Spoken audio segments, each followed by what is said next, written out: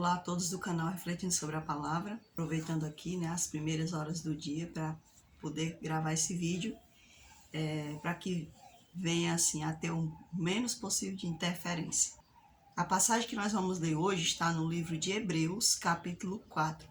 Nós estamos dando continuidade e que Deus possa abençoar todos nós, que possamos ter um bom entendimento da sua palavra, que possamos todos entender, desprendidos de qualquer tipo de doutrinação que tenhamos tido algum dia ou que ainda estejamos ainda tendo.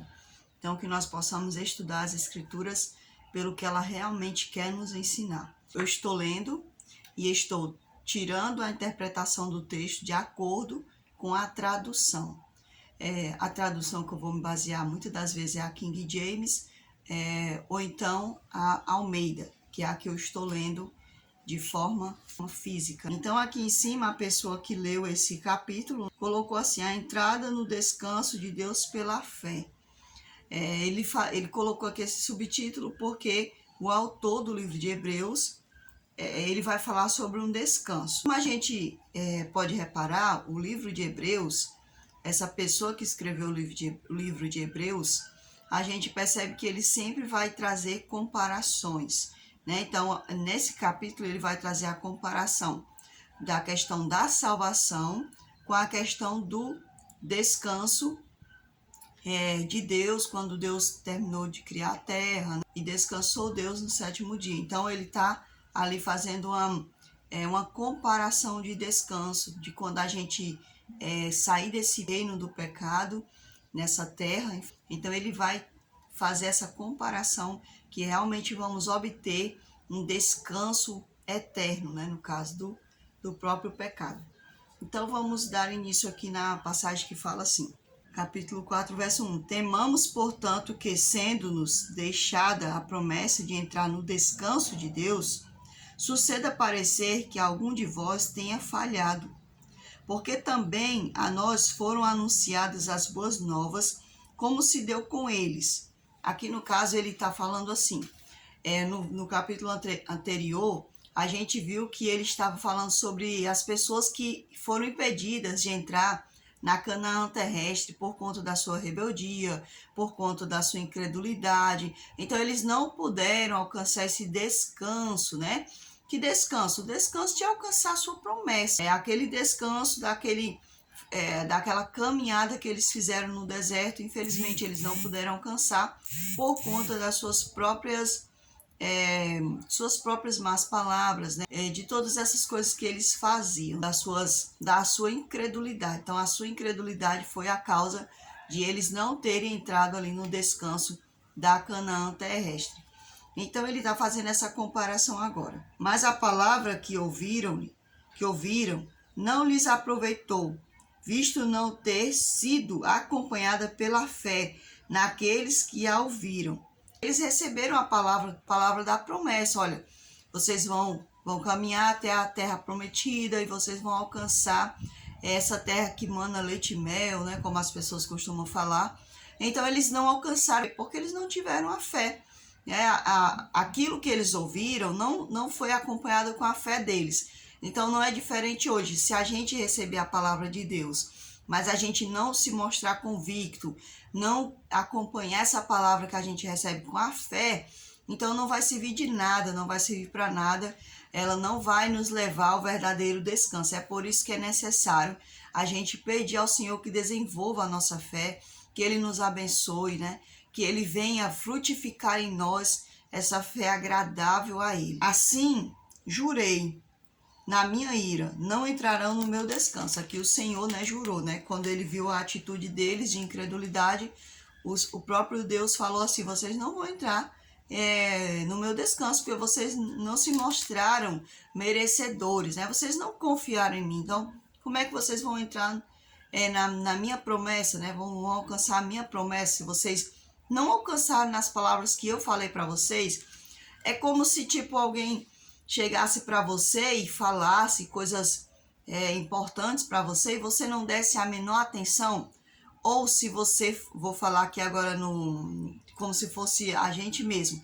Se, por exemplo, eu ou você falássemos algo importante para alguém que a gente se esmerou tanto para dar para aquela pessoa e aquela pessoa desvalorizasse, aquela pessoa se mostrasse incrédulo, não desse ouvido, como você se sentiria? Você se sentiria que aquela pessoa te deu atenção? Você se sentiria importante? Então não é diferente, as pessoas acham que Deus é diferente disso que Ele mesmo colocou em nós, que é os sentimentos, né? Então o Senhor, Ele não vai se sentir bem quando a gente age de forma incrédula para com Ele. Fala assim, embora certamente as obras estivessem concluídas desde a fundação do mundo, porque em certo lugar assim disse no tocante ao sétimo dia. E descansou Deus no sétimo dia de todas as obras que fizera. E novamente no mesmo lugar não entrarão no meu descanso.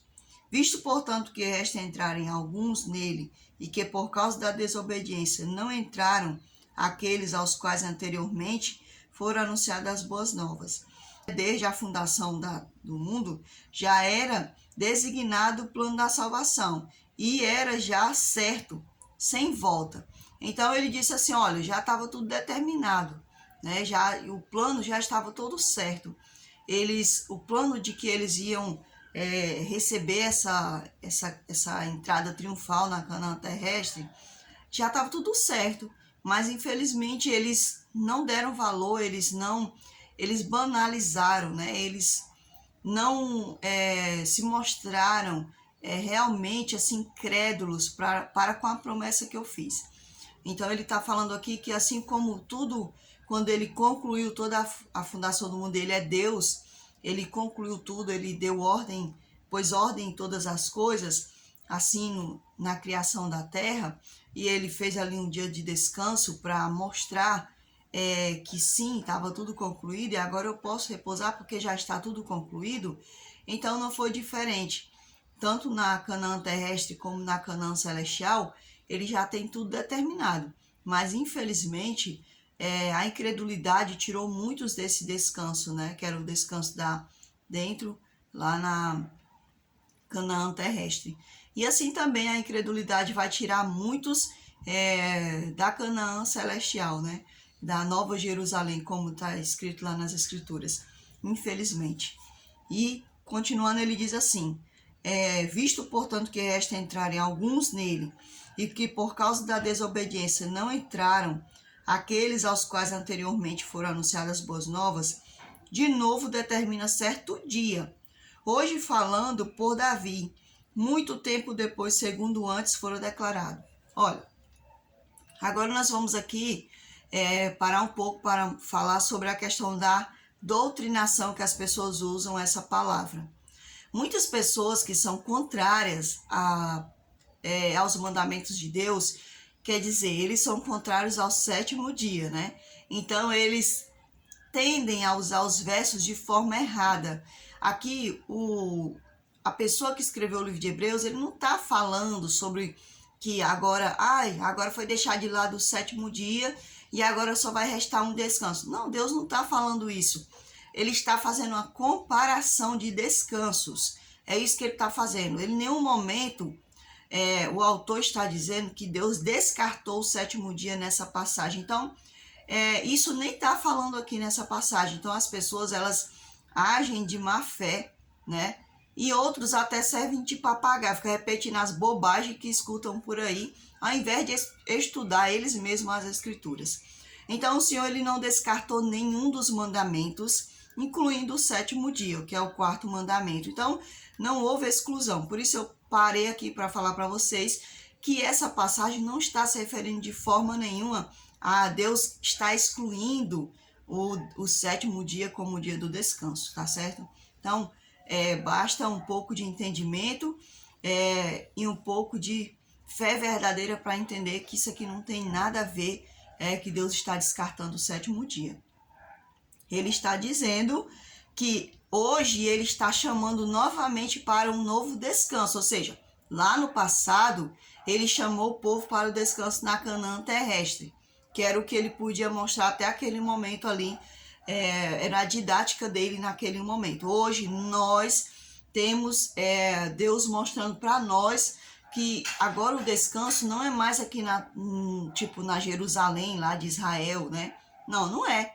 O descanso é na Canaã celestial, é na Nova Jerusalém. Então ele está dizendo para nós, olha, hoje está novamente sendo anunciado um novo descanso, que não nada tem a ver com o sétimo dia, que tipo, Deus tirou o sétimo dia porque agora o descanso é só lá na Canaã celestial. Não, ele está comparando a Canaã terrestre, ou seja, o descanso que ele ofereceu na terra, né, naquele tempo, e agora com o descanso que ele está oferecendo na Canaã celestial. É isso que ele está falando. O novo descanso é esse, tá certo? Então vamos descartar aqui as questões da doutrinação que as denominações fazem por aí, querendo descartar o quarto mandamento lá dos 10. E aqui também ele vai trazer para nós a questão de Davi, né? Porque Davi escreveu vários salmos, então ele está falando aqui da questão de Davi, né? Ele está se referindo ao clamor que seria feito através do Cristo, né? Porque Cristo veio da linhagem de Davi. Então ele está ali também anunciando tanto através de sua palavra, né, dos salmos, como também através do próprio Cristo que veio da linhagem de Davi. Ora, se Josué lhes houvesse dado descanso, não falaria posteriormente a respeito de outro dia. Portanto, resta um repouso para o povo de Deus. Ou seja, se a salvação tivesse sido concluída, se a salvação fosse questão terrestre, ela já teria sido concluída na época de Josué, porque Josué foi quem conseguiu conduzir as pessoas a Canaã terrestre. Mas o Senhor está dizendo, não, a obra não foi concluída ali, a obra da salvação eterna, né? Do descanso eterno, ela não foi concluída em Josué. Por isso continuou sendo anunciada através de Davi, dos salmos, através da linhagem de Davi, que era o próprio Cristo. Então, ainda resta um outro descanso, é isso que ele está se referindo, ou seja, não era o descanso da Canaã terrestre, foi uma prova para aqueles daquela época. Mas hoje em dia, daquela época em diante, até nós e até posteriormente a nós, se nós não alcançarmos a graça de ver o Cristo retornando nas nuvens, então nós vamos ter que aguardar esse novo descanso com a fé que o Senhor deseja, no caso. Porque aquele que entrou no descanso de Deus, também ele mesmo descansou de suas obras, como Deus das suas. Então, aquelas pessoas que conseguiram alcançar pela credulidade, pela fé, pela confiança na promessa de Deus, eles conseguiram entrar na Canaã terrestre, eles alcançaram o gozo de obedecer uma promessa, de acreditar na promessa do Senhor. Então, de igual modo, quando o Senhor retornar, aqueles que ele encontrar na perseverança, né, na credulidade, esses também vão poder sentir o prazer de alcançar o verdadeiro descanso, né, que é o descanso do fardo, né, dessa luta que a gente tem aqui de lutar contra o pecado, de todos os dias renunciar a nós mesmos, ou seja, carregar a nossa cruz e aí alcançar a imensa graça de termos a verdadeira graça, né, o verdadeiro descanso, que é repousar para sempre dessas obras aqui, de lutar contra o pecado, porque um dia nós vamos alcançar a Canaã celeste, ou seja, a Nova Jerusalém, a graça da glorificação, aquilo que nós tanto almejamos, que é ver o próprio Deus vindo nas nuvens e sermos por ele transformados. Então ele diz assim, ele dá o conselho: esforcemo-nos, pois, por entrar naquele descanso, a fim de que ninguém caia, segundo o mesmo exemplo de desobediência. Ou seja, o que é que cabe a nós? Cabe a nós nos esforçarmos para alcançarmos a graça de alcançar o descanso e não repetir as mesmas coisas que essas pessoas fizeram lá no passado. Então, o conselho do autor aqui para os hebreus é esse, é que eles se esforcem, é que eles voltem a acreditar, que eles voltem a ter força, né, a firmeza de continuar confiando no sacerdócio celestial de Cristo, que é isso que ele está enfatizando muito nesse livro, né? Acreditando realmente que Cristo é capaz de salvar e já salvou, e que essa obra vai ser concluída totalmente quando ele retornar. Então ele está dizendo, esforcem, vocês têm que se esforçar.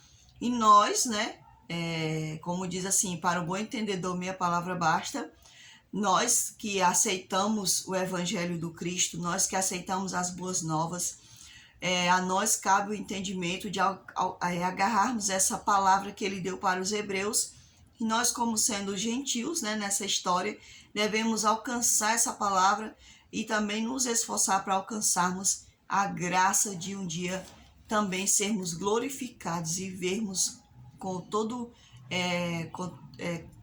a admiração o nosso Cristo.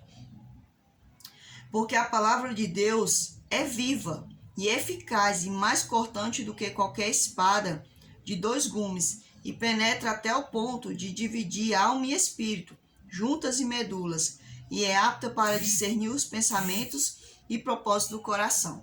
Então as pessoas, elas costumam falar que essa palavra é a palavra escrita, mas nós sabemos que ele está falando sobre a palavra, essa palavra que vem na mente, essa palavra que é expressada através dos profetas, né, dos servos de Deus, porque é isso que ele está falando, que houve a promessa para aquelas pessoas do passado e eles não se esforçaram para se segurar nessa palavra que era dada através de Moisés, que era dada através de Josué, né? Então eles não se esforçaram. Então ele está dizendo aqui para os hebreus, e nós consequentemente também devemos atender a esse chamado. E ele diz, esforcem-se, né? E ele diz assim, porque essa palavra, ela tem esse poder, né? Ou seja, o Senhor, ele mesmo, ele tem essa capacidade de discernir quando alguém está de fato sendo crédulo ou quando alguém está sendo incrédulo.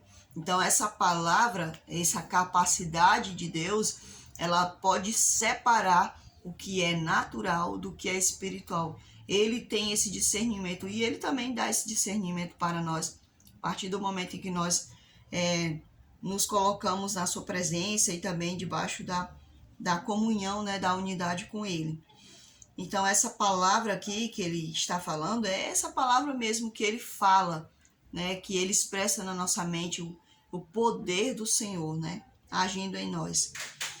E não há criatura que não seja manifesta. Por isso que ele está dizendo que essa palavra, que as pessoas costumam achar que é a palavra escrita.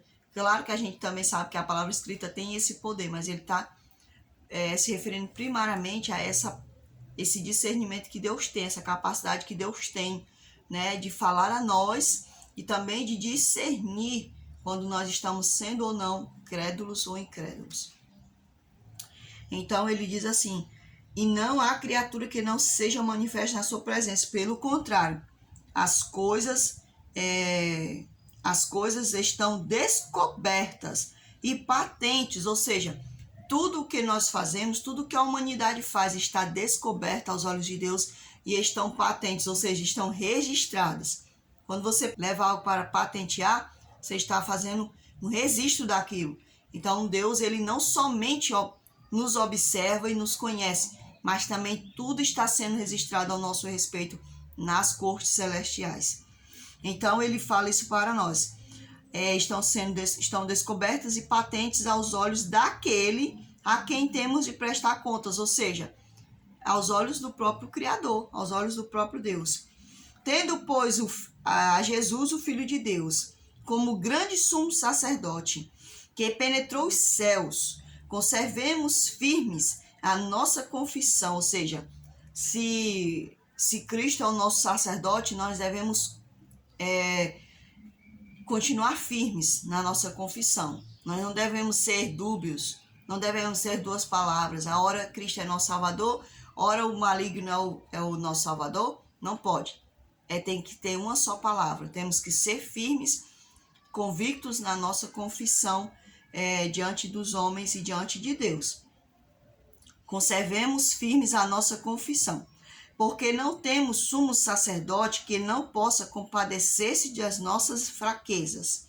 Ou seja, ele é capaz de se compadecer das nossas fraquezas, porque ele é Deus.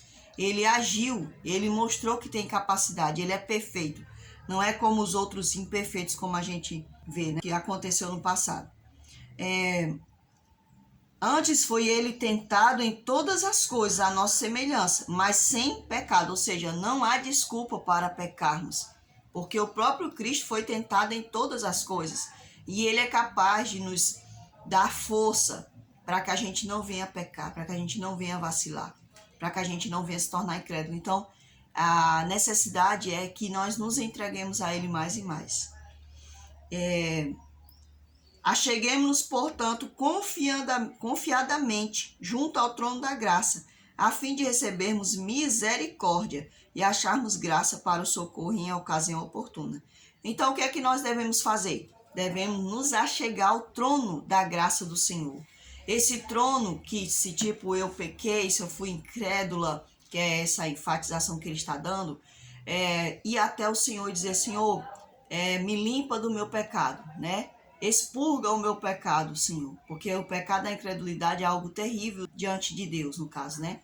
Então ele está fazendo um convite para nós, que nós devemos nos achegar confiantemente ao trono da graça, porque não há nada que impeça isso, né? Nós não precisamos de homens que venham fazer isso por nós, porque o próprio Cristo, ele é que faz isso por nós, ele é que nos justifica, ele é que intercede por nós. Então, não existe impedimento para nos achegarmos confiantemente ao trono da sua graça e sermos cheios da sua força. Para que essa força? Para que possamos nos desprender do pecado e assim possamos ter Cristo verdadeiramente como nosso sumo e verdadeiro sacerdote e não praticarmos mais o pecado da incredulidade e sim mantermos nossa confissão diante de Deus e dos homens. Então essa foi a mensagem aí do livro de Hebreus, capítulo 4. Espero que todos possam ter tido o entendimento, que o Senhor possa nos ajudar cada dia mais a amar a sua palavra, permanecer nela e também orarmos para que outros possam ter a força e a credulidade de permanecer no santo caminho do nosso Salvador. Fiquem todos com Deus e até o próximo vídeo, se assim o Senhor nos permitir.